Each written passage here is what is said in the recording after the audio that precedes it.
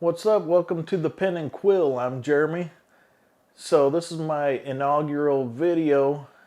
I'm an avid reader of fantasy and thrillers, some horror books. Mainly fantasy is my main genre for reading, but I read pretty much anything that piques my interest.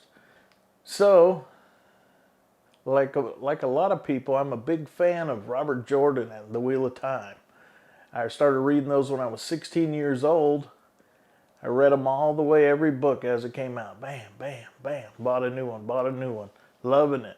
Going through, Robert Jordan dies. I'm crushed. It was my favorite series ever. Brandon Sanderson finishes it.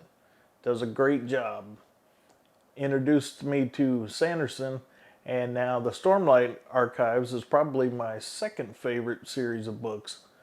So the other day I'm walking around in my local bookstore and I see a cool cover and I go over there and take a glance, and right on the front cover I see this bold claim. Let's read it.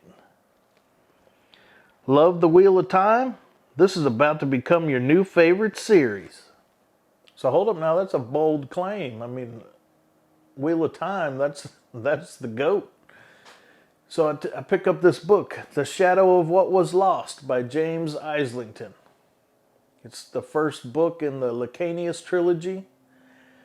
So I'm intrigued by the blurb on the front, and I think if I had written this book, I would be kind of scared to have that on the front. That's definitely high praise. So I took it home, started reading.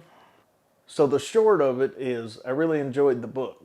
So let's kind of break it down more. So at the beginning, I like the beginning. It's kind of introducing what's going on, trying to figure out, okay, what are these people, who are these people, and how are they integral to the story.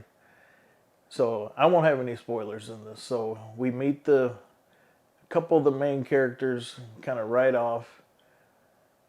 And at the beginning I enjoyed it, and I was learning about what was going on, but I felt a little disconnect because there was so much out there still. I started seeing what Islington's plan was. I saw where he was introducing new plot points to kind of help us understand as we needed it to kind of move the story forward. And there were a few times in the book where I kind of felt like maybe some people were there specifically to move the story forward, but I didn't feel that with everyone. It definitely felt like a cohesive story, but there were maybe a few people who kind of were there to move it forward. And I mean, but this was his inaugural voyage, let's say. So, I mean, this is a very complex story, very complex world, and a super complex magic system.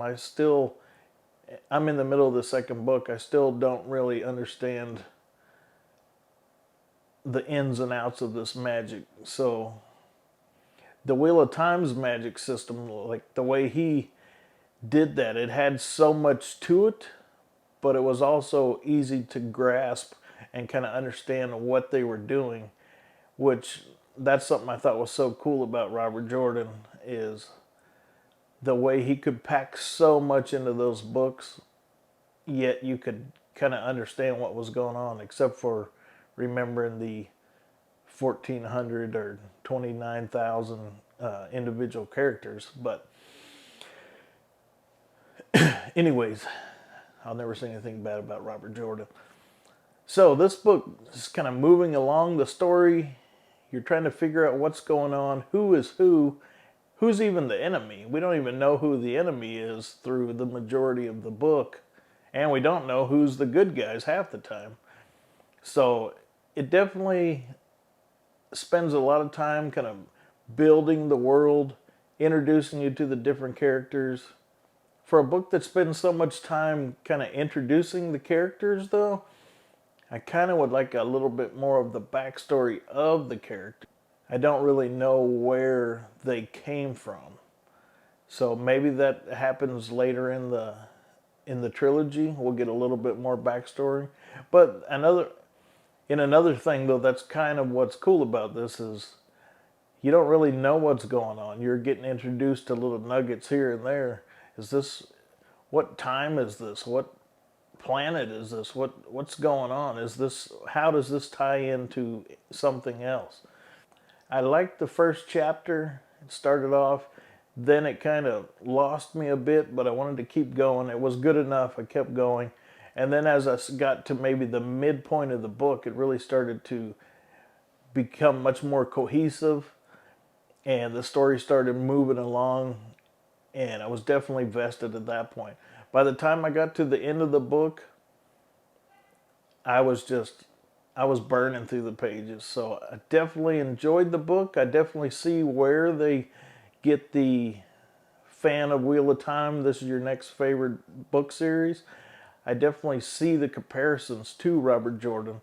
I wouldn't put this on the level of the Wheel of Time, but I would say that this is a great first book in the series, and I look forward to finishing the second and sharing that with you guys as well. So, hope you enjoyed my quick take. If you enjoyed this, think about liking or subscribing. If you want to see a few more before you make that commitment, feel free. I'll try to get one out as soon as possible. Sometimes I read faster than others, so hopefully I can get something out every week. And look forward to seeing you guys later. Peace out.